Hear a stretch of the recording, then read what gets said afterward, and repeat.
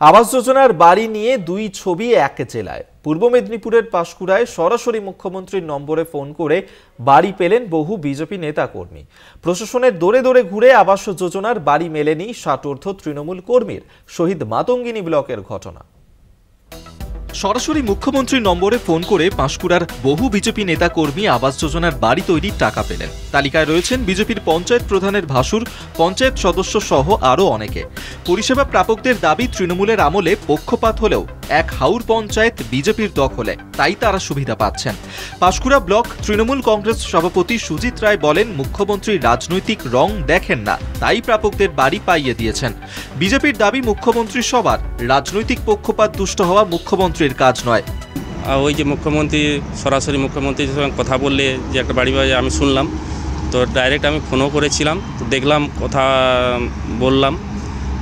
কথা বলার পরেও বললেন যে ওনারা বললেন যে ঠিক আছে, ওখানে ইনভেস্টিগেশন হবে, ইনভেস্টিগেশন পরে আমরা দেখব যে কীভাবে কী হয়।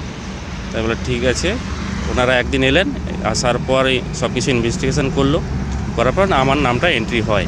এখন দিদি তো মানে সবারই দিদি, মুখ্যমন্ত্রী মানে বাংলার মুখ্যমন্ত্রী, সে তো আমারও মুখ্যমন্ত্রী আর সে সবারই মুখ্যমন্ত্রী। অতএব সেক্ষেত্রে আমার অসুবিধা কোথায় দিদিকে বলে ফোনটা করতে? কারণ আমি প্রকৃতপক্ষে পাওয়ার যোগ্য কিনা এটাই তো বিবেচনা করার দরকার। এবং নির্বাচন ওনারাও করেছেন, সার্ভে ওনারা করেছেন, আমাদের মধ্যে কোনো রকম এতটুকু ইনভলভ আমরা নয়। আমরা পঞ্চায়েত মেম্বার হলেও আমাদেরকে ইনভলভ হতে দেওয়া হয় না। যা করেছেন ব্লক লেভেল থেকে করেছেন, ওনারা এসে দেখেছেন, ওনারা সার্ভে করেছেন, ওনারা দিয়েছেন, আমি এটাই। এদিকে একই জেলায় আরেক ছবি শহীদ মাতঙ্গিনী ব্লকে। দলের জন্মলগ্ন থেকে তৃণমূলের কর্মী পাকুড়িয়া গ্রামের বাসিন্দা বাসুদেব বন্দ্যোপাধ্যায়।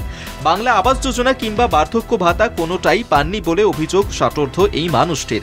এমনকি দুয়ারে সরকার, ব্লক প্রশাসন, ডিএম অফিস থেকে শুরু করে বিভিন্ন জায়গায় আবেদন করেও সুরাহা হয়নি বলেই অভিযোগ।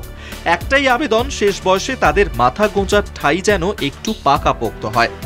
কিন্তু আজও পর্যন্ত আবাস যোজনার জন্য আমি অনেকবার দুয়ারে সরকার হয়েছে, ওখানে আবেদন করেছি, অঞ্চলে আবেদন করেছি, ব্লকে আবেদন করেছি, বিডিও সাহেবকে আমি নিজে আবেদন করেছি, কোনো রকম সাড়া পাইনি। সবাই বলে দেখছি করতে করতে আমার আজকে 62-63 বছর বয়স হয়ে গেল।